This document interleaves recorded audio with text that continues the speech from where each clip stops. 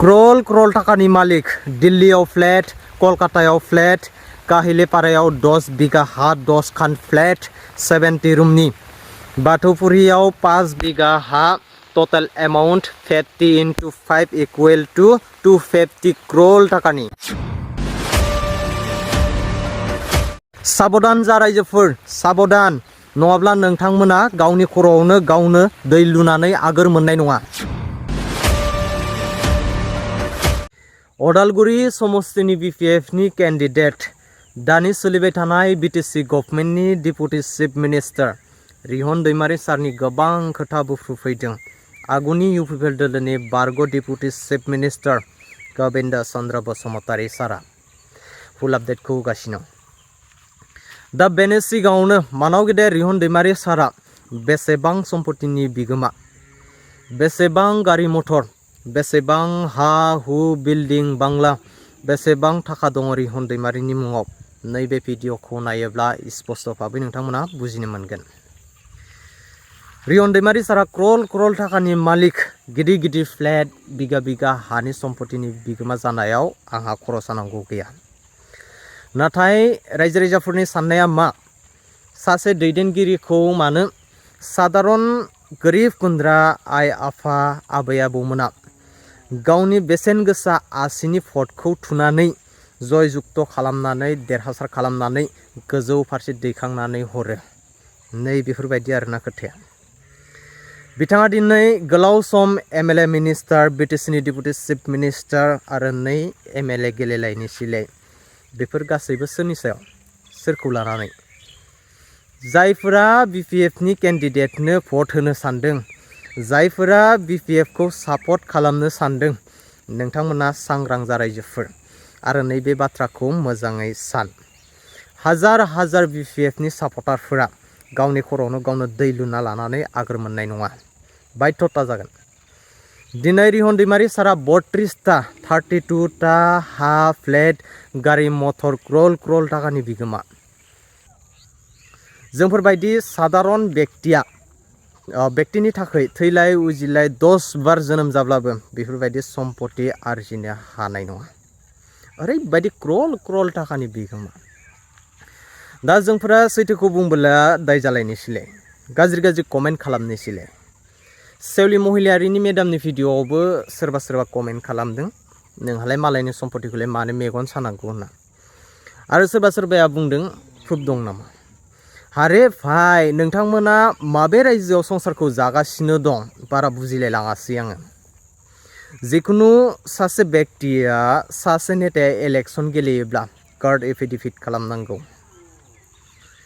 गावनि मुङाव जेसेबां धोन सम्पति हा हु बिल्डिं फ्लेट बेंक बेलेन्स गारि घोड़ा दङ बेफोरखौ कमप्लिट साबमिट खालामनांगौ जायो, श' खालामनांगौ जायो। अब्ला जों नैबे बाथ्राफोरखौ नैबे खोथाफोरखौ कार्ड एफिडेविटनिफ्राय मोनथियो। बे बाथ्राया आंनि बुंनाय बा आंनि बानायनाय बुंनाय बाथ्रा नङा।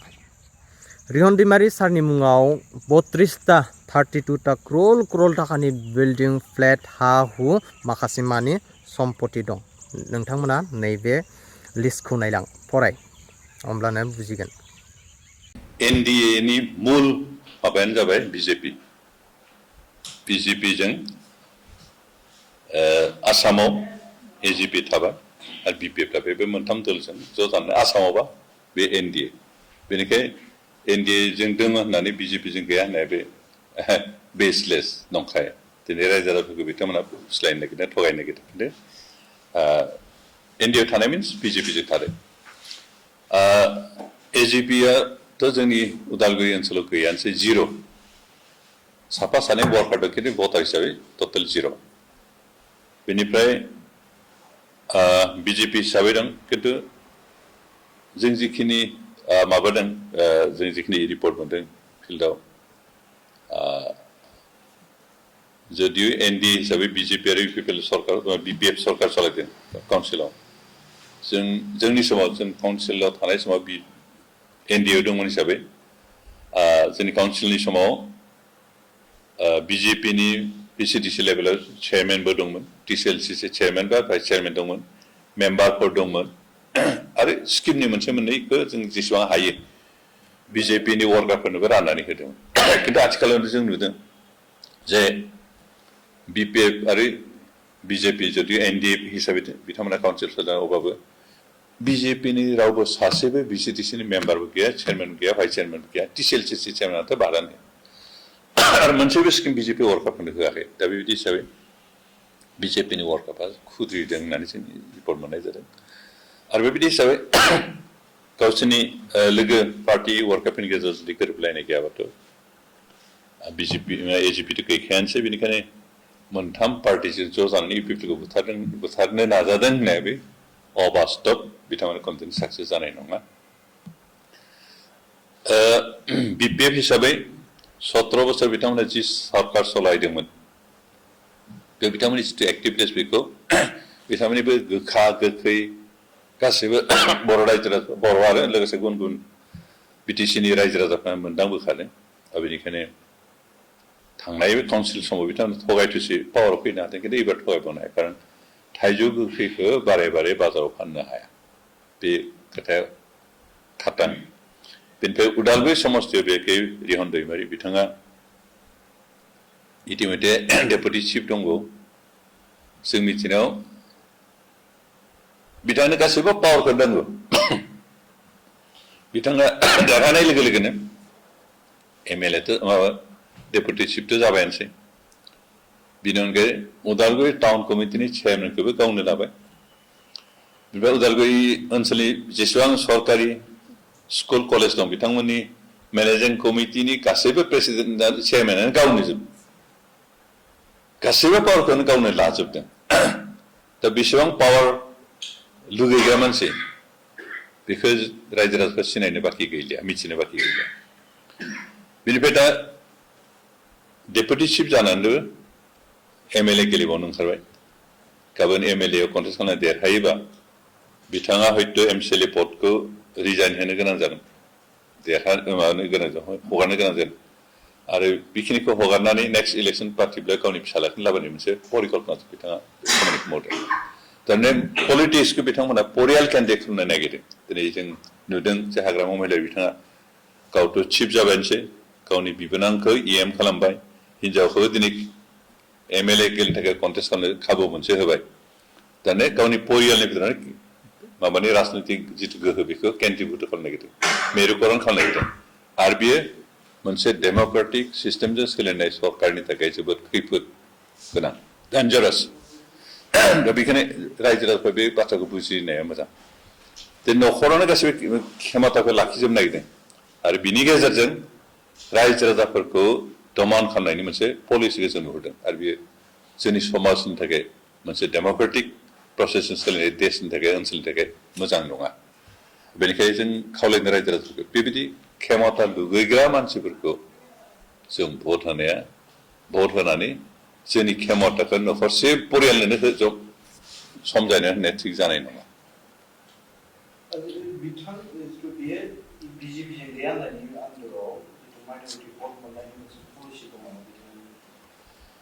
रिहन दैमारि प्रथमावथ' बेखौनो बुंदोंमोन जे जों बिथाङा प्रथमबार जिथु स्टेटमेन्ट दानिफ्राय प्राय 2-3 मासो सिगां जे जों बिजेपिजों गैया होनदोंमोन खिन्थु लोगो लोगो हाग्रामा महिला काउन्टार होबाय जे जों एनडिएआव दं बिजेपिजों दं दाथ' एनडिए हिसाबैसो बुंखायो बिपिएफ दा एनडिए होनाब्लाबो बिपिएफ थागोन बिजेपि थागोन आरो माबा थागोन एजिपि थागोन बे स्पष्टखा बेखौ रावबो थगायनो हाया खिन्थु रिहन दैमारिया मोनसे साल गेलेनो नागिरदोंमोन जे जिहेतु बिजेपिजों थायोबा ख्रिस्टियान कमिउनिटिस आरो मुस्लिम कमिउनिटिसा एसे एलार्जि जायो भट होनो नागिरा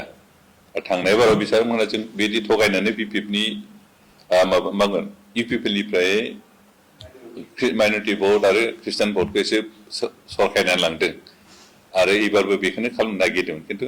हाग्रामा महिला बिथांनि स्टेटमेन्टनि काउन्टार हिसाबै होबाय जे जों एनडिएआव दं बेनिखायनो बिथाङा जि अपसेस्टा खालामदों बे जानाय नङा दिनै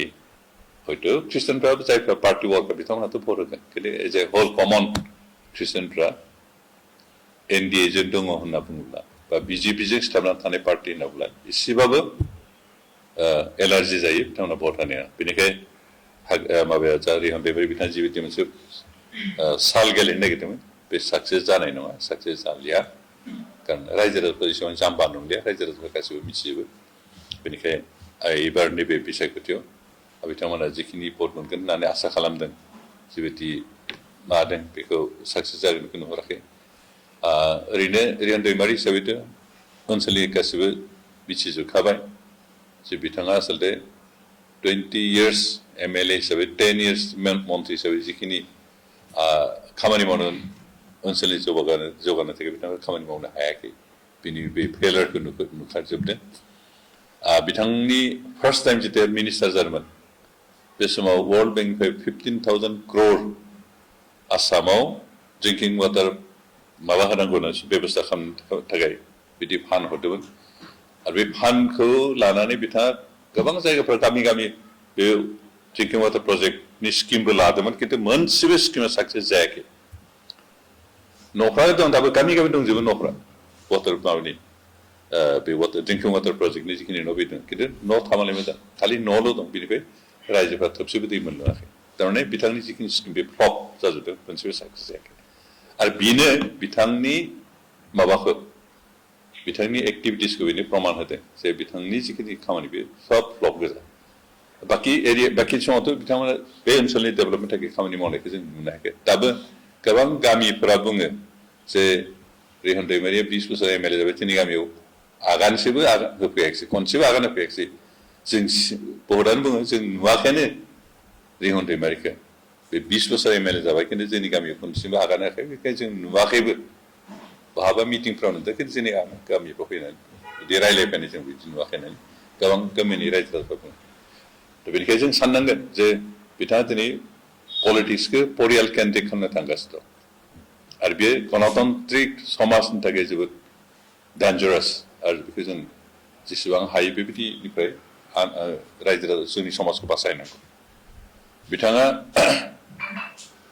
जिबायदि मिसानि आश्रय लानानै पलिटिक्स खालामनो नागिरदों बेनिफ्राय जों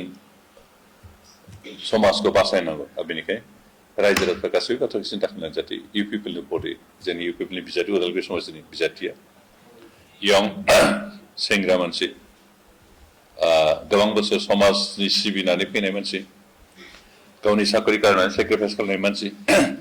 समाजनि सेक्रिफाइस खालामनो हाग्रा बेबायदि मानसिखौसो जों फोथायनो हायो खिन्थु जायफ्रा खेमतानि थाखाय पलिटिक्सआव फैयो बेबायदि मानसिखौ जों फोथायनो हाया कारण रिहान दैमारिया दिनै डेपुटि चिफ जानानैबो MLA जानो नागिरबोदों